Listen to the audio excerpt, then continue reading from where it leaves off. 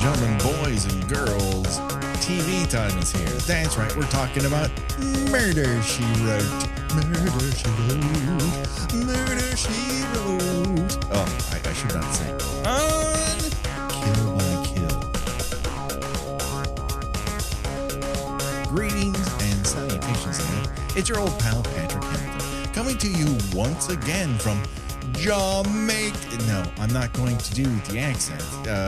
People on the show have a hard enough time doing the accent, and it's just going to come off bad. Jamaica. Really, we're coming from a nice garden cottage in Arcadia, California. This is the truth. This is the Kill by Kill podcast, where we're dedicated to celebrating the least discussed component of any horror film or TV show. Normally we talk about a horror movie, but on our off weeks, we like to talk about a horror tangentially related episode of a TV program. This week we're talking about a season 6, episode 7 of Murder, She Wrote, called Night of the Tarantula. There is a tarantula involved, but ever so briefly. It's a cameo at best. But there's only one person I trust. That I'm trying to choose one crazy element of this program, and it's hard to narrow it down. The one, the only, Gina Radcliffe. How are you doing today, Gina? I'm so excited to be here to play a game of how many racist things can John Rhys Davies say in less than 20 minutes? And this is scripted racist things for John Rhys Davies to say. This isn't things he's mentioned in his private life that have been, put on paper by a journalist or that he spouts out loud on a red carpet. These were scripted lines, and they fit like a snake in snakeskin, just perfect. What is your relationship to Murder, She Wrote? My grandmother is a big fan of it, like everybody's grandmothers during the 80s. Sure. So if I happened to be at her house when it was on, I don't know that I watched it particularly intently, but I was aware of it. Mm-hmm. I can say that I was a regular viewer of it, but it was obviously on every single Sunday right after 60 Minutes. So it's like I paid as much attention to that as I did 60 Minutes. Like it was something that was on. I was probably doing whatever I fucking did at the time, which was sulk and be a real fucking bastard of a teenager. I was not cool. I think I was a righteous dick as a teenager, and recognizing that fact is what I'm hoping makes me a better adult. That being said, this particular episode, the best I can say for the cold open is Live and Let Die called, and they would like their setup back. We're seeing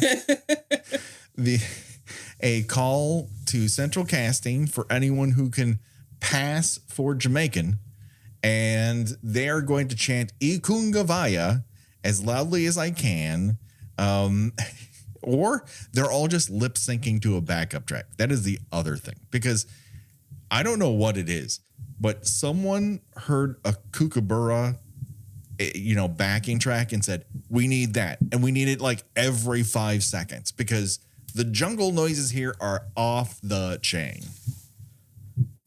Yeah, they really, really wanted to push the quote unquote exotic setting of this episode. Yes, it's very exotic, because that is the thing you don't know about Jamaica and the islands until you go. Is that many of the jungle and bush there are pre-installed with black lights like a freshman dorm, so that everything glows when the camera's pointed on it. And this is, of course, what happens in the middle of the ceremony. This is when the Night of the Tarantula happens, because you never see that tarantula who pops out of a box again. He's gone, baby. Yeah, he never shows up. I was puzzled by that. I was thinking, like, there's supposed to be a tarantula in this? Yeah, I guess the tarantula is the medium for the curse to land on the doll. Like, they've thrown all the curse on the tarantula, and he's like, what do you want me to do with this? And the priest is like, get on that doll, rub your furry ass all over that doll, and curse that doll. And And that's why I'm assuming it works as a white person who's completely disconnected to what is really an actual religion of people stolen from their homeland and dragged here to do all the work. Oh my God. This program was hard to watch. Yeah, it was surprising just how casually, granted, like, John Rhys Davies' character is not supposed to be like a good guy. He was not supposed to be a nice guy. But like he's just like spouting off all this racist rhetoric, and Jessica just kind of like, well, what are you gonna do? Just like not like upbraiding him for it at all. No. She's like, why are you bringing up things in the past? That's the sort of like brushing it off the shoulder, like, oh, Henry's gonna Henry. And it's like, oh my God. It's just like a touch of ye old racism everywhere you look in this particular episode. But then after this cold open, we are jetted off to Jamaica, Mon, and we're looking at a very stately manse.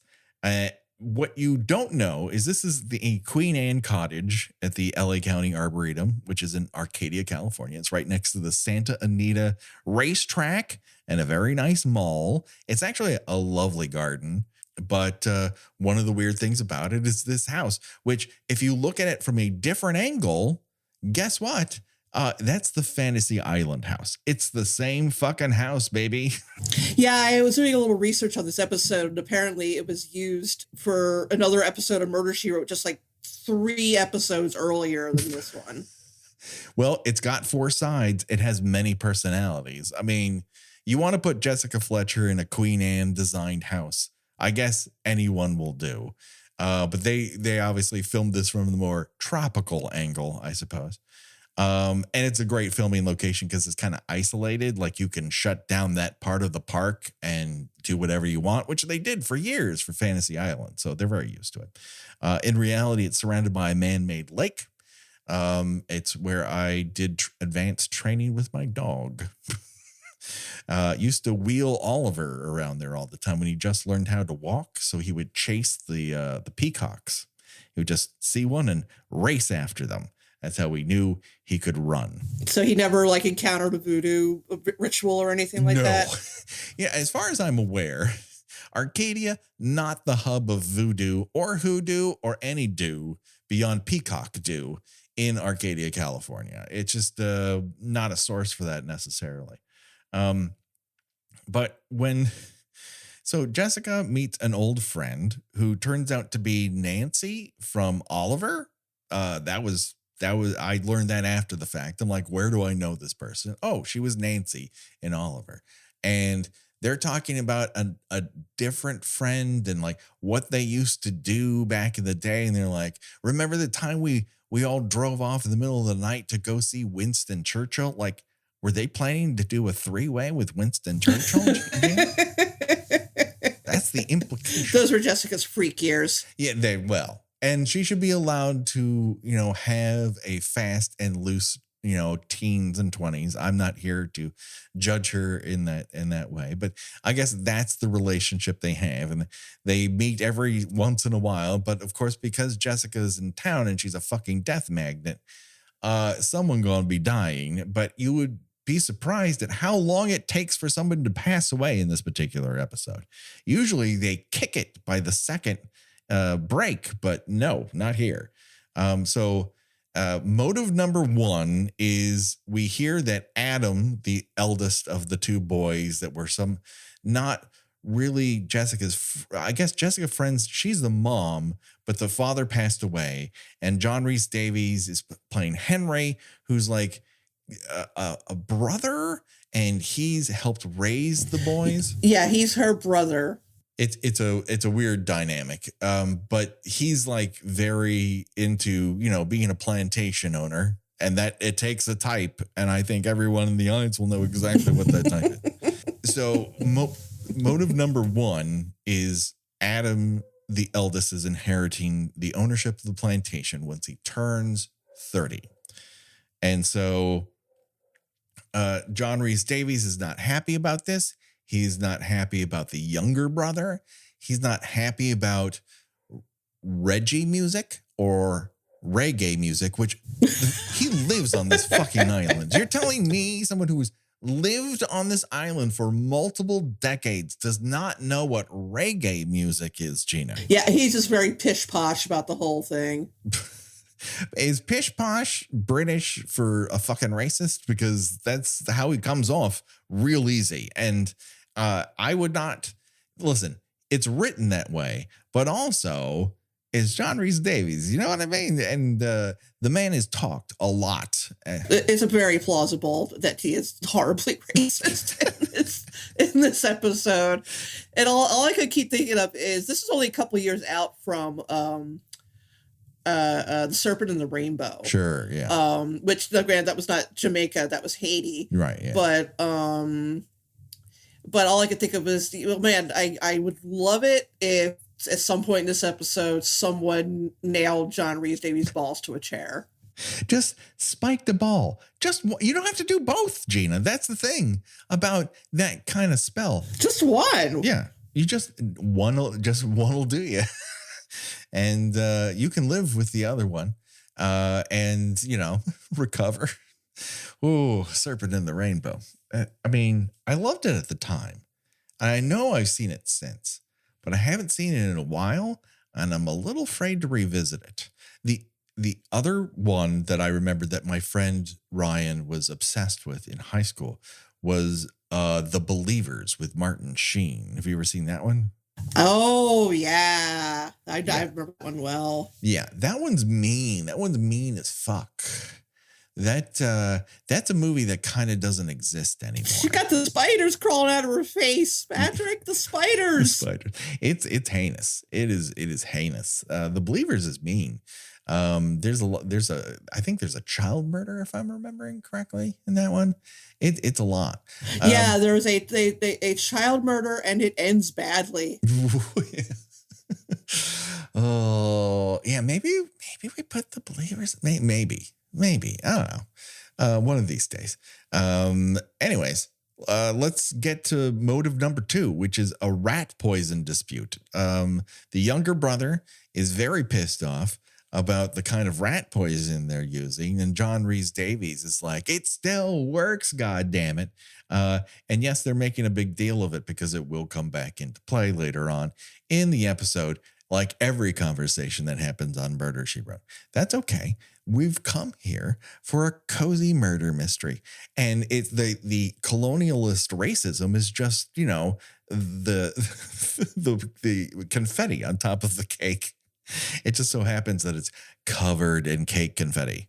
It's like a garnish, when you order a tropical drink and they give you like a little spear of pineapple in it. Sure, right. You hear the racism is the little spear of pineapple. It's a pickled green bean in your Bloody Mary. But it is true that the source of most generational conflicts is rat poison, and which is the best one. Certainly, that's the conversation I have with my parents the most.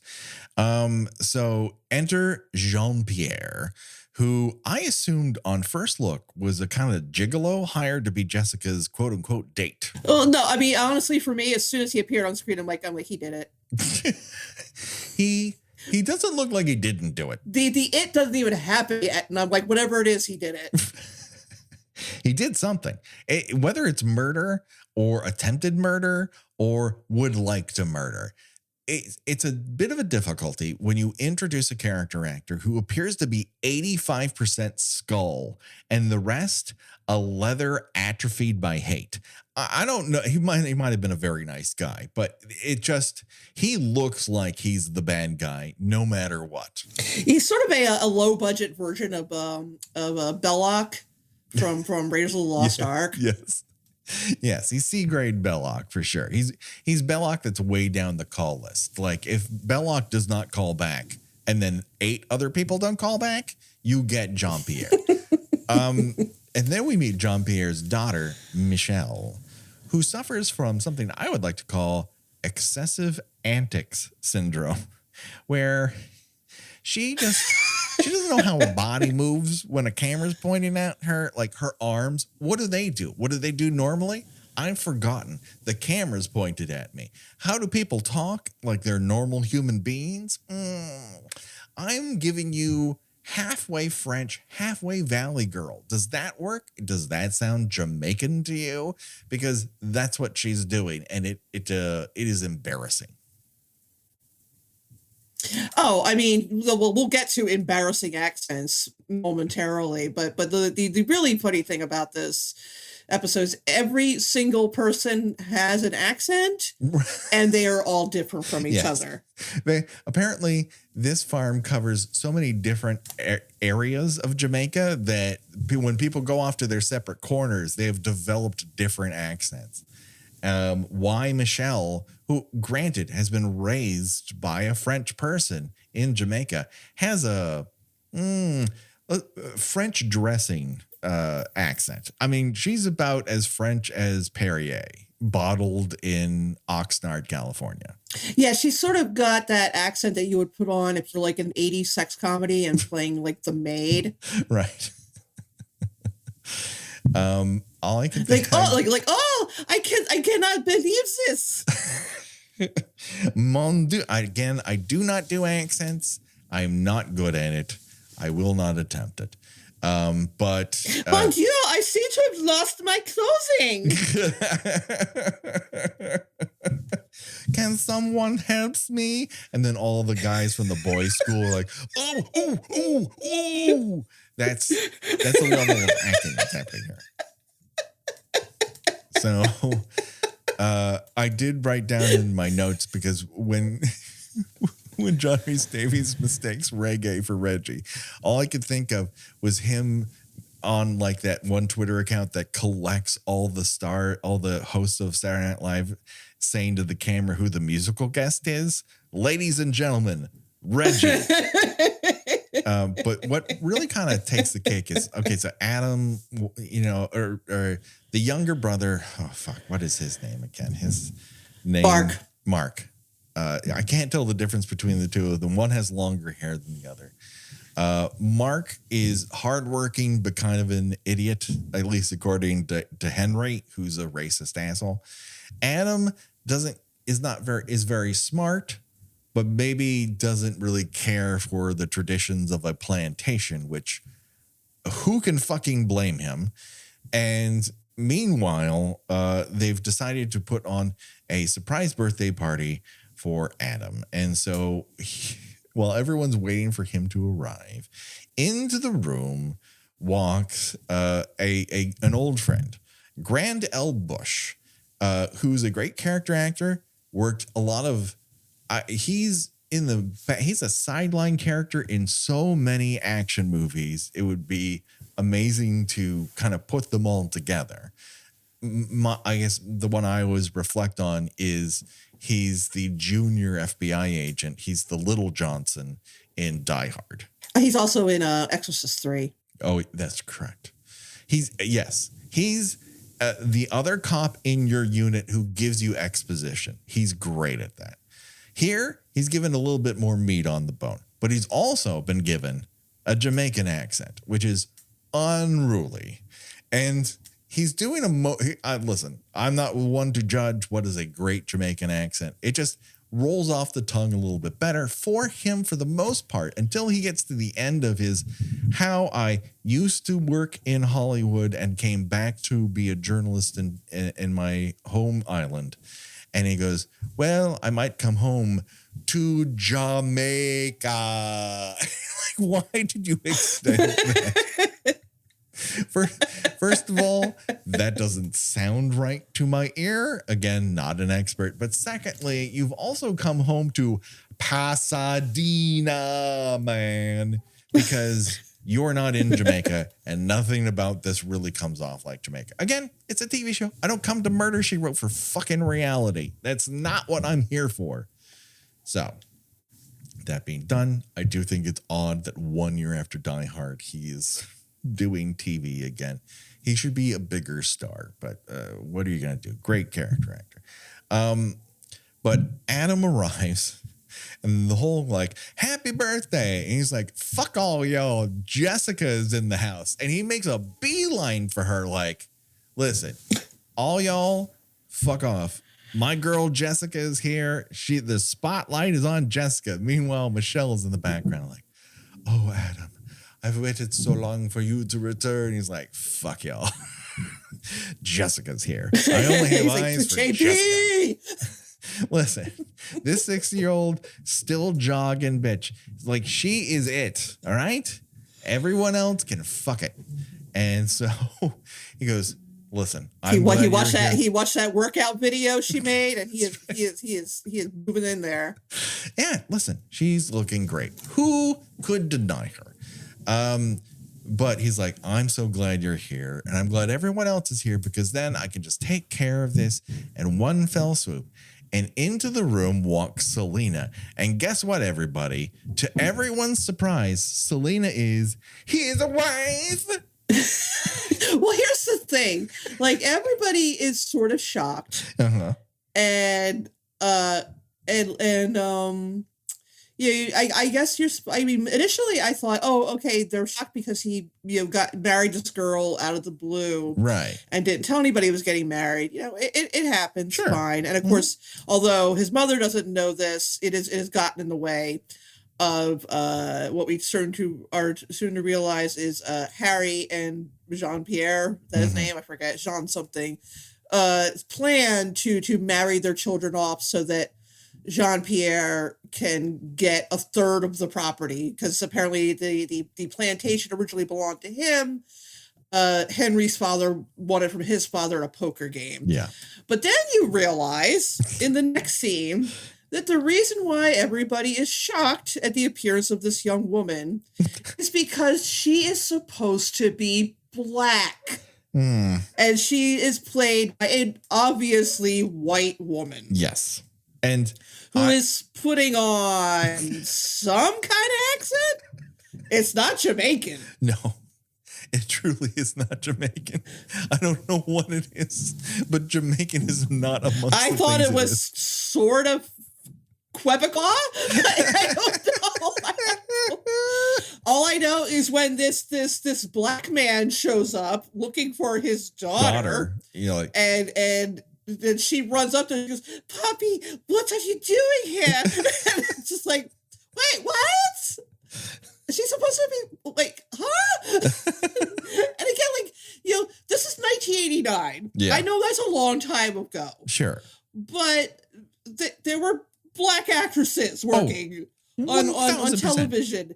Like did Lisa Bonet not take somebody's call this week? Right. No. Was a young Holly Berry on a modeling assignment? There were just a litany of people that could have fielded this call, but Nancy Valen would not be the one you think. And someone's like, I don't know, we'll curl her hair. That's no. And no. This is a brunette with a tan. Like she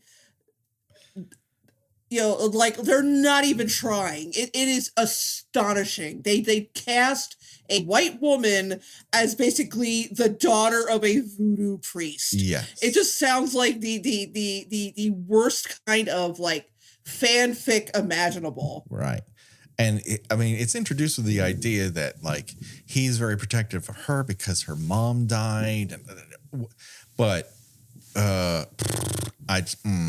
no, this is bad. This is bad casting in a multitude of ways.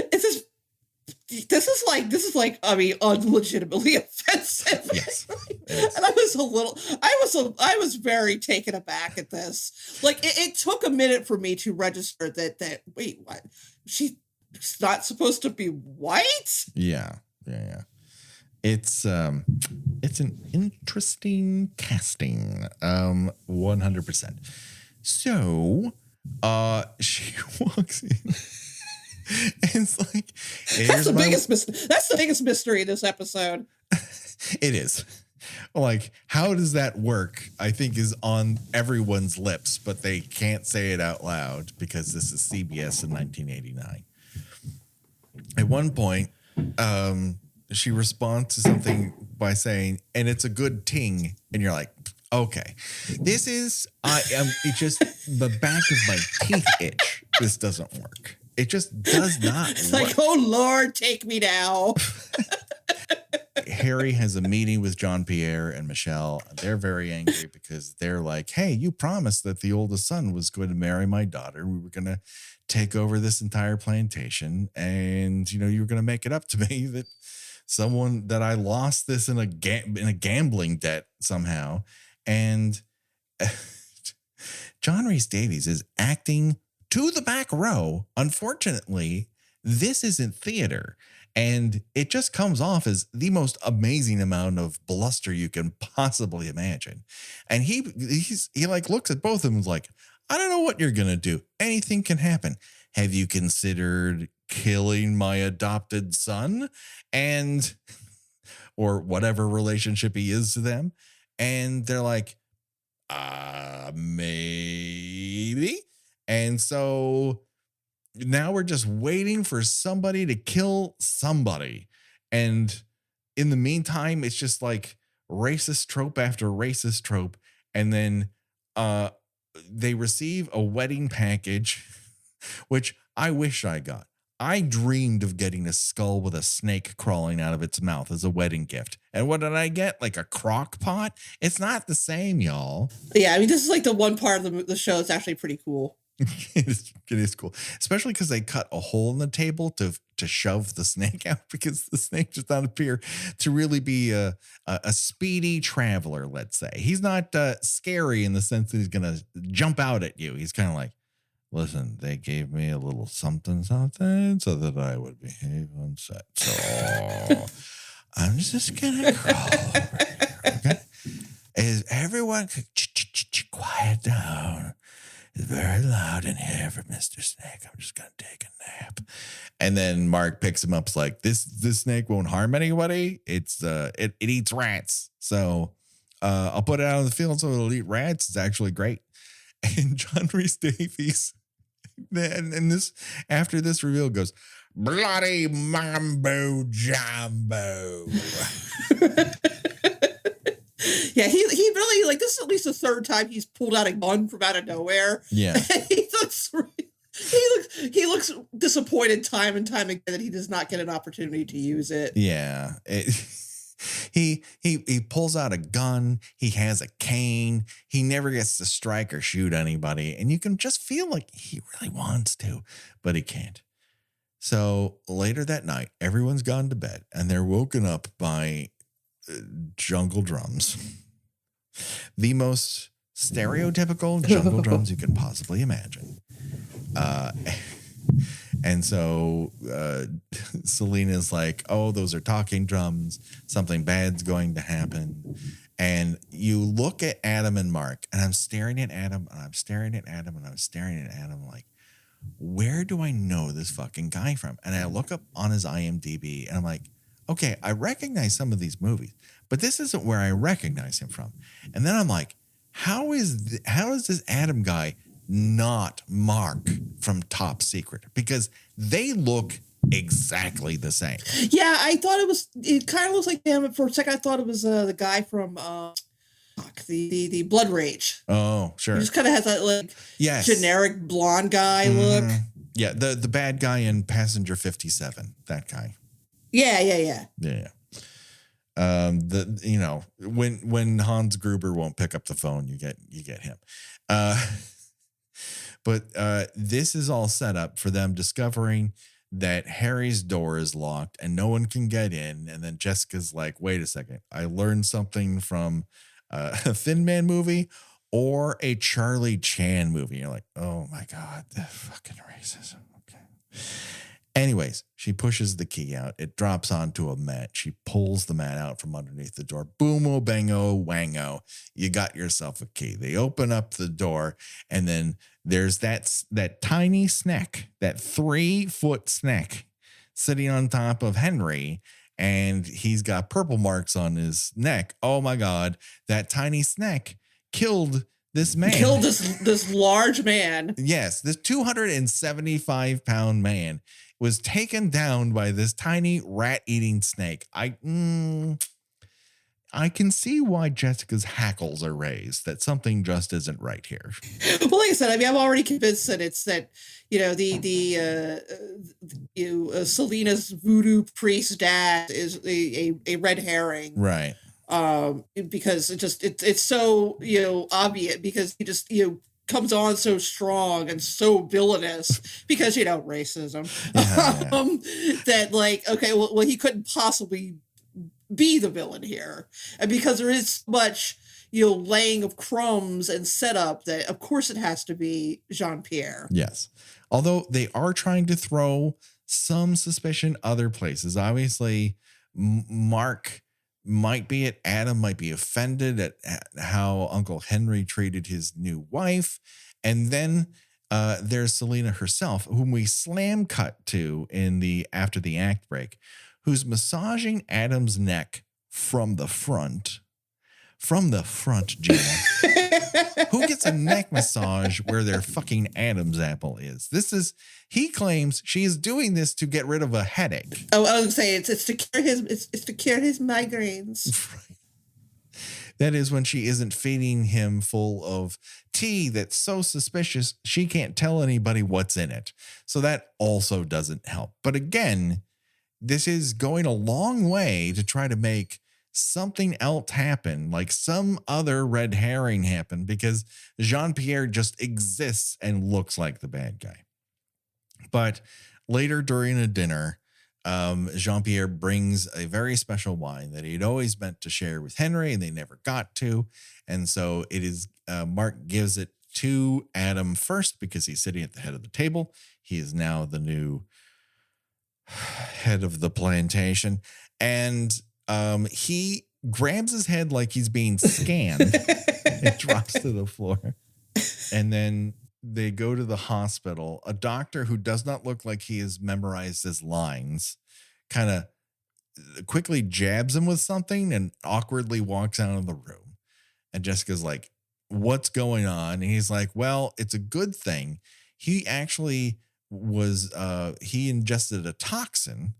And what actually prevented him from dying was that he was given the antidote in small doses beforehand. And Selena's like, oh, yeah, the antidote just happens to be in the tea I was giving him. And Mark's like, oh, how fortunate that you put something in his tea that prevented his death, murderer. Like, that's not really how murder works. I hate to break it to Mark, who, again, not presented as the sharpest tool in the shed. If you want to kill somebody, you don't give them something that prevents them from dying. That's not real good murder 101. And yet I feel like that that whole bit was kind of framed as a sort of dun, dun, dun. Right, yes. Maybe you're the murderer. Maybe they didn't know who the murderer would be and they were all making it up as they went along, like a big improv. I don't know. But it does, after the fact, seem really stupid to say and really even stupider to think. But there we go. Anyways, Jessica and George, who's Grand Delbush, who's a journalist in town, they're like obsessed with the idea like someone had to be able to get into Henry's room even though it was locked from the inside. Maybe there was a secret passage. They get the plans. They discover that they discover a fucking secret passage. And between all of this, they kind of put two and two together. Whoever knew about the secret passage is obviously the killer. And there's only one person who had intimate knowledge of the house. It's the guy who used to live there until he lost it in a gambling debt. Jean-Pierre. And so somehow, in the midst of this, Jessica Fletcher writes a play in which Jean-Pierre comes to the house and everyone has their lines memorized for like, listen, turns out Adam's dead. Selena is just out of her mind, racked with guilt and or depression. And so she's upstairs. Can you just stay in the house while we're gone and we take care of Adam's affairs? And he's like, yeah, sure, whatever. I can do that. I know this place like the back of my hand. And they're all like, well, a lot of side eye. They leave. And then Selena comes down, and then here's her actor's workshop where she's wandering around the house in a nightgown with a fucking candle, like she's the cover of a gothic horror novel. And talking about, "He's not really dead." And you're like, oh, please. He belongs to me. He'll never leave me like... Oh, no. Everything I do would just sound more racist, but I promise you, this has plenty of racism. I don't need to add to it. And as a result, she sees through the gauzy window garters, there is Adam, and he's pale as a sheet, yet walking. Oh my God, he has become un zombie.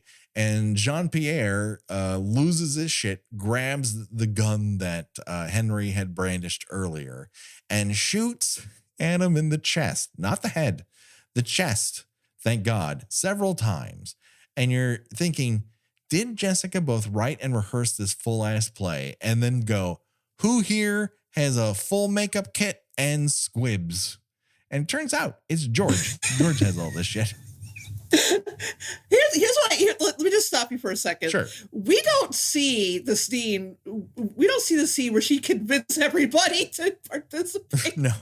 in this play. But they're into where it. she basically tells them, okay, here's what I think happened. I think Jean-Pierre has orchestrated this. So here's how we're going to get him to fess up and admit to his misdeeds. Adam, you're going to dress up like a zombie. Yeah. You're going to dress up like a zombie, get equipped with squibs. Someone will fire them when he fires the gun, and it'll work perfectly. I promise you this gun is loaded with blanks. Right. Yes. I promise you. Yes. And that's never gone wrong. It's never gone wrong lately, and it's not gone wrong to the point which you fucking end up being put on charges by the state of New Mexico. So, and again, if he goes out the front door, which he very well can do, this plan is over. But some bubble-headed blonde with big fake tits, instead of going out the front door, runs up the stairs. He does the exact same fucking thing, and he goes to Henry's room. Why? Because he knows the secret out. Even if this zombie follows him in, he can lock the door and he can go down the secret passage. But of course, on the other end of the secret passage is Jessica Fletcher and the police captain, who has been filled in at this point as to how this will ultimately prove him to be a murderer. And also, we then learn that Adam's makeup kind of stops below his chin, which, again, for a makeup job, you're trying to convince this guy that you're a zombie.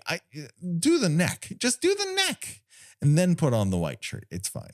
So she had to convince the police chief of what was going on, too. Right. Somehow. And then she recounts how he did it. It's like, well, he knew that there was this secret entrance. So he went up to Henry's room and choked him to death. And you're like, and you see his hands in this, like, she's projecting her dream scenario. And you see his frail old man hands barely get around John Rhys Davies' neck. And you're like, well, this shit didn't fucking happen. I believe that snake strangled that man more than this enfeebled 70-year-old who can barely keep his massive skull alight on top of his body. But okay, for sure. Yeah, he totes did it massively. So he gets carted away in handcuffs and everyone's like, yay. And that's about it. Like we can't play choose your own death venture because there's only one way to go. Let's do it this way. If you were to choose your own adventure and die in one of the ways presented in this episode of Murder, She Wrote, which one would you choose and why? Would you choose to be strangled by a 3-foot snake or strangled by a Frenchman with very bony hands? Which one is the last one you want to look at?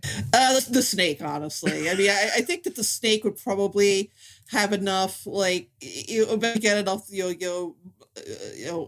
raw muscle power to end me. Where I just feel like the Frenchman would be like trying to choke me. I'd be like, come on, man, come on, just Just put a pillow over my face or something. Jesus. Yeah, sit on it. That would be a better way to make sure that I die than you just, enfeebly grasping me around the neck going, oh, I just don't think he could actually reach around. Strangling people takes work, I am told.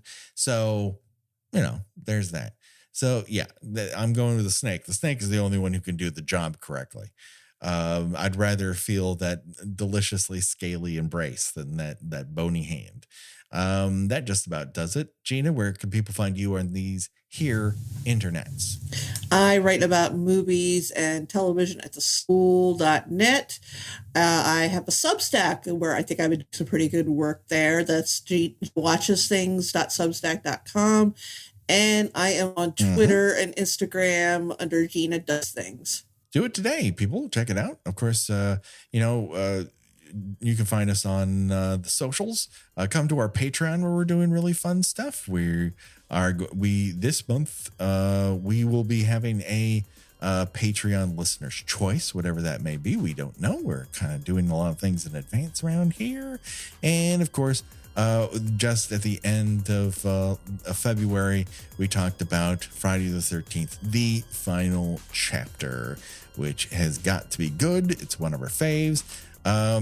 Next week, we'll be back with a movie episode. So don't worry, folks. The body count will continue for myself and for Gina. Bye-bye, everybody.